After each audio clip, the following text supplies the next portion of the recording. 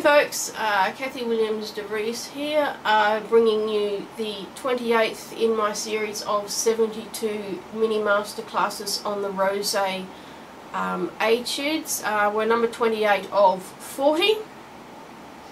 And this is a nice little exercise to get you trilling, especially using the upper trill keys for the B flat to C trill. Also a little bit of dotted rhythm in the semiquavers, and also a little bit of B flat major as well. It doesn't go all that fast, it's only a moderato.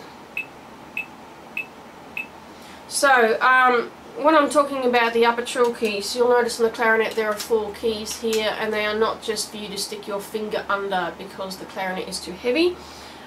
The upper 2 will give you a beautiful B flat to C trill.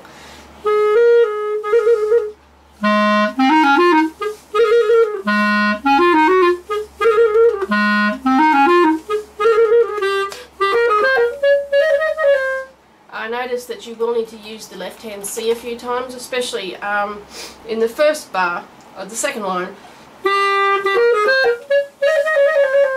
And you want a fairly good E flat to F trill. It is hard.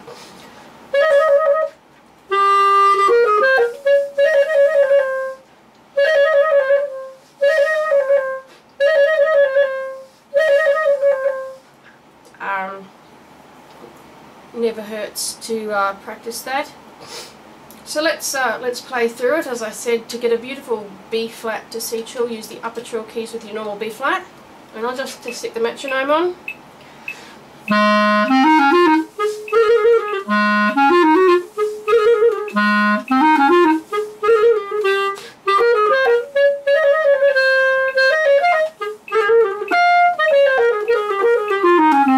And here I would use the full C to B flat trill. That's the last bar of the second line.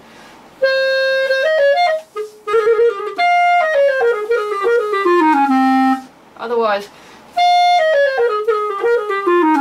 you can use that. I prefer as much as possible to use the full fingerings because my fingers can move that quickly.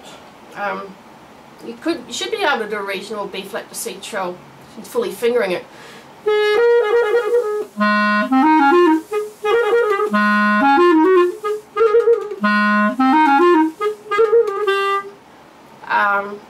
But then in the end of the second line,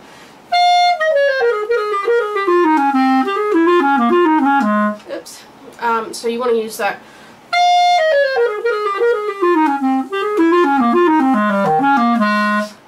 Okay, so there is a little bit of technical difficulty in the first bar of the third line.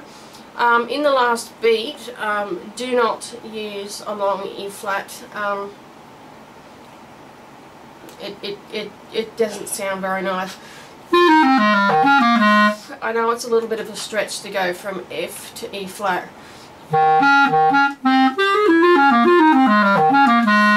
But as much as possible you need to use the proper fingerings.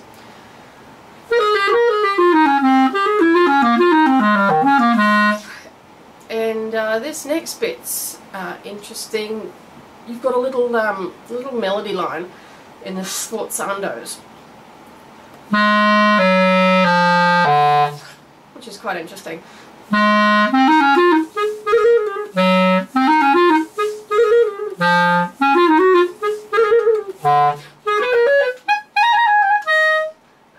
And in the first bar of the fourth line, you'll need to use the right hand D flat in order to use the left hand C, going up to the E flat and then back to the D flat.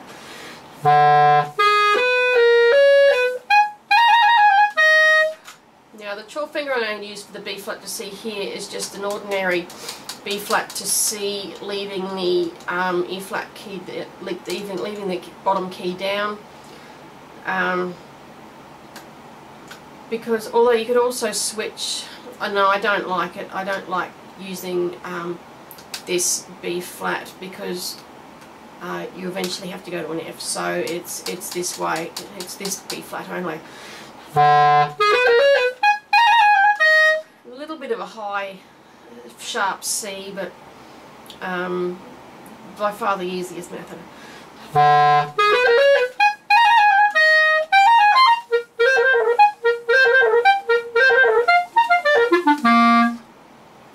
So that's the first 4 lines.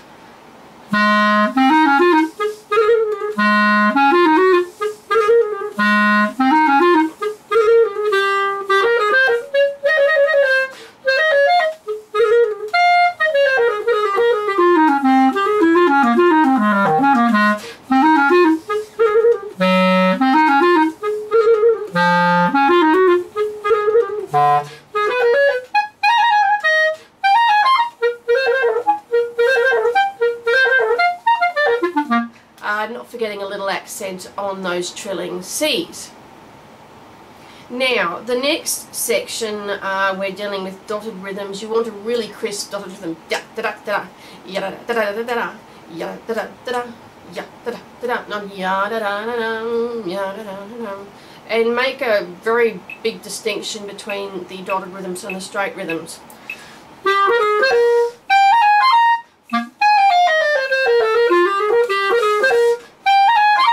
And you want a really smooth B flat to D. Really smooth legato there.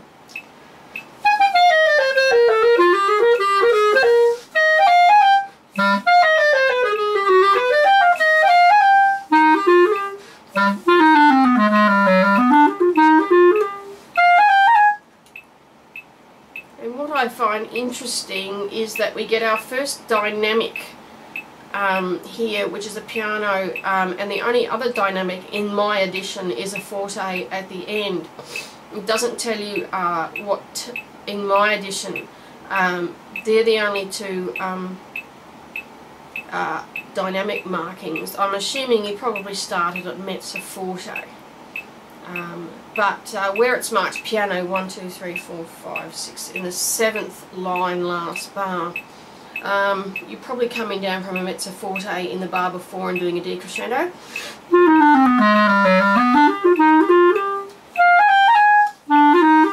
Because it's had a distinct minor diminished 7th flavour for those few lines.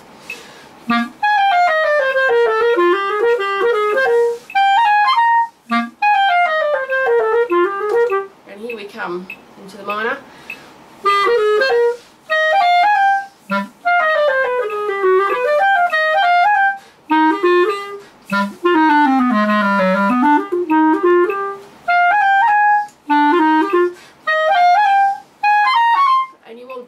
Really smooth as well in that 2nd bar of that line. And here you want a really smooth connection between the A flat and the B flat.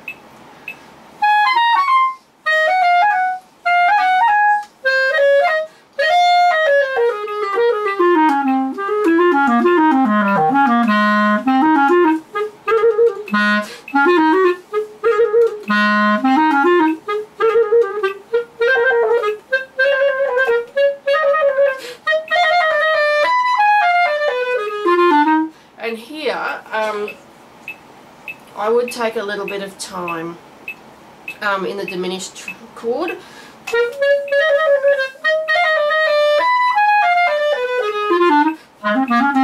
And then of course we're just faced with a B flat major in 3rd.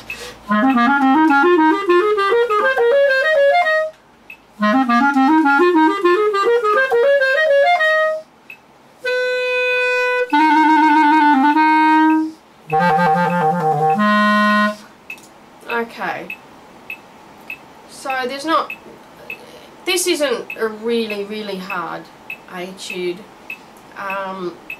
just the occasional bar here and there, like,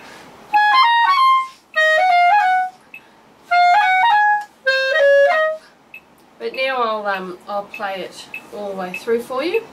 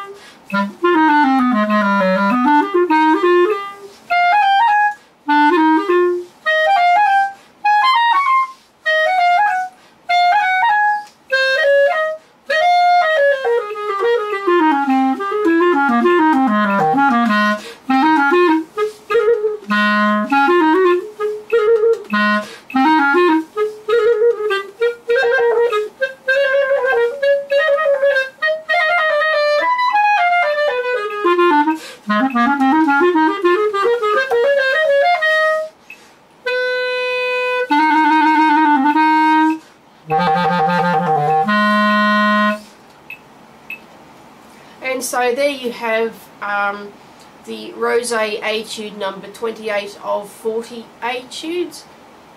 Please join me when I look at number 29. Thanks for listening, and bye for now.